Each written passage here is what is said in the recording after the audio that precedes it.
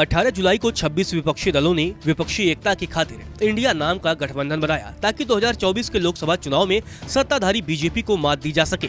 सभी विपक्षी दलों ने तब बेंगलुरु में हंसते मुस्कुराते और हैप्पी मोमेंट के साथ हाथ मिलाते हुए मुंबई में तीसरी बार मिलने का वादा करते हुए विदाई ली। मुंबई में गठबंधन के नेता लोकसभा चुनाव के लिए सीट बंटवारे पर चर्चा करेंगे। मंगलवार को बेंगलुरु में सभी दलों ने इस पर सहमति जताई कि मुंबई में आगामी बैठक में राज्यवार सीट शेयरिंग पर चर्चा होगी और सभी राज्यों में विशिष्ट गठबंधन को अमली जामा पहनाया जाएगा। लेकिन यह एक कठिन कार्य है क्योंकि कई राज्यों में इंडिया के ही घटक दल आपस में एक दूसरे के खिलाफ लड़ रहे हैं। 6 राज्य तो ऐसे हैं जहां लड़ाई में केंद्र में खुद कांग्रेस पार्टी ही है। बता दें, विपक्षी एकता की मुहिम बिहार के मुख्यमंत्री नीतीश कुमार ने एक सीट एक उम्मीदवार के परखे फॉर्मूले के तहत की थी। इसमें 1989 के लोकसभा चुनाव जैसा एक सीट पर विपक्षी गठबंधन का कोई एक सर्वमान्य उम्मीदवार उतारे जाने का प्रस्ताव है, लेकिन एक कैंडिडेट का चुनाव ही विपक्षी गठबंधन के लिए असल परीक्षा है, जहां उसकी गाड़ी फंसती दिख रही है। सबसे पहले बात करते हैं जम्मू कश्मीर की। कश्मीर से कन्याकुमारी तक विपक्षी गठबंधन की पहली चुनौती जम्मू कश्मीर से ही शुरू होती है। जम्मू कश्मीर में गठबंधन में शामिल तीनों दल कांग्रेस, नेशनल कॉन्फ्रेंस और पीडीपी एक दूसरे के दुश्मन रहे। पिछले 2 लोकसभा चुनाव पर नजर डालें तो पता चलता है कि 2014 में राज्य में नेशनल कॉन्फ्रेंस और कांग्रेस की सरकार थी। दोनों दलों ने तब मिलकर लोकसभा चुनाव लड़ा था, लेकिन एक भी सीट नहीं जीत सके। राज्य की 5 लोकसभा सीटों में से घाटी की 3 सीटें श्रीनगर, बारामूला और अनंतनाग पर पीडीपी ने जीत हासिल की, जबकि बाकी बची 2 सीटें जम्मू और उधमपुर पर बीजेपी ने जीत हासिल की। 2019 में तीनों पार्टियों ने अलग अलग चुनाव लड़ा, लेकिन एनसी और पीडीपी दोनों ने जम्मू और उधमपुर कांग्रेस के लिए छोड़ दिया। कश्मीर घाटी में नेशनल कॉन्फ्रेंस ने सभी 3 सीटें जीत ली, जबकि भाजपा ने 50% से अधिक वोटों के साथ जम्मू और उधमपुर को बरकरार रखा। बता दें, घाटी की 3 सीटों पर एनसी और पीडीपी समान वोट शेयर के लिए लड़ते रहे और ऐतिहासिक रूप से एनसी मजबूत रही है। पीडीपी ने पिछले 4 चुनाव में केवल एक बार ही श्रीनगर और बारामूला सीट जीती है। 5 साल बाद 2019 में इन दोनों सीटों पर पीडीपी तीसरे स्थान पर आ गई।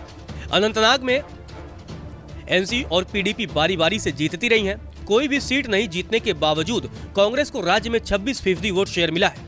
अब विपक्षी गठबंधन के सामने चुनौती यही बनी हुई है कि क्या नेशनल कॉन्फ्रेंस पीडीपी के लिए अपनी मौजूदा 3 लोकसभा सीटों का त्याग करेगी। चलिए अब बात करते हैं देश की राजधानी दिल्ली की। विपक्षी गठबंधन की अगली अग्नि परीक्षा राष्ट्रीय राजधानी दिल्ली और पंजाब में होनी है। इन दोनों ही जगहों पर फिलहाल आम आदमी पार्टी की सरकार है। दोनों राज्यों को मिलाकर लोकसभा की 20 सीटें आती हैं। दिल्ली में पिछले 2 लोकसभा चुनाव में बीजेपी सभी 7 सीटें जीतती रही है। इसी के मद्देनजर 2019 में आप और कांग्रेस के बीच गठबंधन की सुगबुगाहट भी हुई थी, लेकिन स्थानीय कांग्रेस नेताओं के विरोध की वजह से यह संभव नहीं हो सका था। पंजाब में आम आदमी पार्टी ने कांग्रेस से ही सरकार छीनी है। वहां दोनों ही दलों में 36 का आंकड़ा है। 2019 के आम चुनाव में कांग्रेस ने 13 सीटों में से 8 पर, जबकि आप ने 1 सीट पर जीत दर्ज की थी। बाद में आप संगरूर सीट पर हुए उपचुनाव में अकाली दल मान से हार गई थी, जबकि कांग्रेस जालंधर सीट हार गई और आप उस पर जीत गई। अभी हाल ही में दिल्ली अध्यादेश के मुद्दे पर दिल्ली और पंजाब कांग्रेस की स्थानीय इकाइयों ने भी आपको साथ देने पर ऐतराज जताया है। अब बात करते हैं देश के सबसे बड़े सियासी राज्य उत्तर प्रदेश की। उत्तर प्रदेश में सबसे ज्यादा 80 सांसद चुनकर लोकसभा पहुंचते हैं। 2019 के चुनाव में सपा, बसपा और रालोद के एक साथ चुनाव लड़ने के बावजूद बीजेपी ने 62 सीटों पर जीत दर्ज कर ली थी, जबकि सहयोगी अपना दल को 2 सीटों पर सफलता भी मिली थी। एनडीए गठबंधन को तब 50% से ज्यादा वोट शेयर मिले थे, जबकि सपा, बसपा और रालोद गठबंधन को तकरीबन 40% वोट मिले थे। अकेले चुनाव लड़ने वाली कांग्रेस सिर्फ 1 सीट रायबरेली पर ही जीत दर्ज कर सकी थी। हालांकि राज्य भर में कांग्रेस को तब करीब 6% वोट मिले थे। आंकड़ों पर गौर करें तो 2014 के मुकाबले एनडीए को 2019 में 7% ज्यादा वोट मिले। अब जब 2024 के लिए सियासी बिसात बिछाई जा रही है, तब बसपा सुप्रीमो मायावती ने ऐलान कर दिया है कि उनकी पार्टी अकेले चुनाव लड़ेगी, जबकि बीजेपी ने ओम प्रकाश राजभर को साथ कर लिया है। 80 सीटों पर इंडिया गठबंधन को सपा, रालोद और कांग्रेस के बीच सीट बंटवारा करना और वोट शेयर हासिल करना बड़ी चुनौती होगी। अब बात करते हैं पश्चिम बंगाल की, क्योंकि पश्चिम बंगाल और केरल में भी दिल्ली और पंजाब जैसी ही सियासी सूरत है। समस्या यह है कि कांग्रेस, तृणमूल कांग्रेस और वामपंथी दल एक ही वोट बैंक के लिए लड़ रहे हैं और वे आपस में ही सीधे मुकाबले में हैं। पश्चिम बंगाल में टीएमसी का दबदबा है, जबकि कांग्रेस और लेफ्ट खत्म होने की कगार पर है। हालांकि 2019 के लोकसभा चुनाव में टीएमसी और बीजेपी के हाथों कुछ 12 सीटें गंवानी पड़ी हैं। 2014 में 34 सीटें जीतने वाली तृणमूल कांग्रेस को 2019 में 22 सीटों पर ही संतोष करना पड़ा। बीजेपी ने तब 18 सीटें जीती थी, जबकि कांग्रेस ने 2 सीटें जीती थी और वाम दलों को निराशा हाथ लगी थी।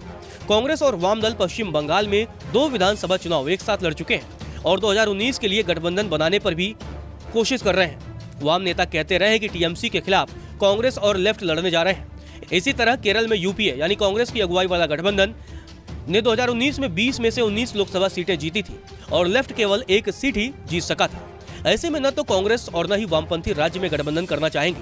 जानकार बताते हैं कि केरल में दोनों दलों के बीच कोई फ्रेंडली फाइट भी नहीं हो सकती, क्योंकि लोकसभा चुनाव में वामपंथ की कीमत पर कांग्रेस को ज्यादा फायदा होता दिख रहा है। 26 दलों वाले इंडिया की आगे की राह इस पर निर्भर करेगी कांग्रेस दूसरे दलों को जगह देने के लिए क्या और कितना त्याग कर सकती है। हालांकि दिल्ली अध्यादेश पर समर्थन के लिए कांग्रेस ने आम आदमी पार्टी को मदद का हाथ बढ़ाया है और पार्टी नेता पहले के मुकाबले अधिक नम्र और मिलनसार प्रतीत हो रहे हैं। लेकिन क्या अन्य दल भी वोट बैंक खिसकने के डर से माहौल में उसी तन्मयता के साथ कांग्रेस के साथ आ सकते हैं?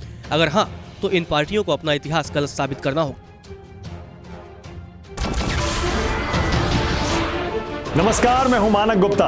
अगर आपको हमारा ये वीडियो पसंद आया हो तो इसे लाइक और शेयर जरूर करें और हाँ, हमें सब्सक्राइब और फॉलो करना ना भूलें ताकि आप देश और दुनिया की कोई खबर मिस ना करें। तो जुड़े रहिए हमारे साथ और देखते रहिए न्यूज़ 24।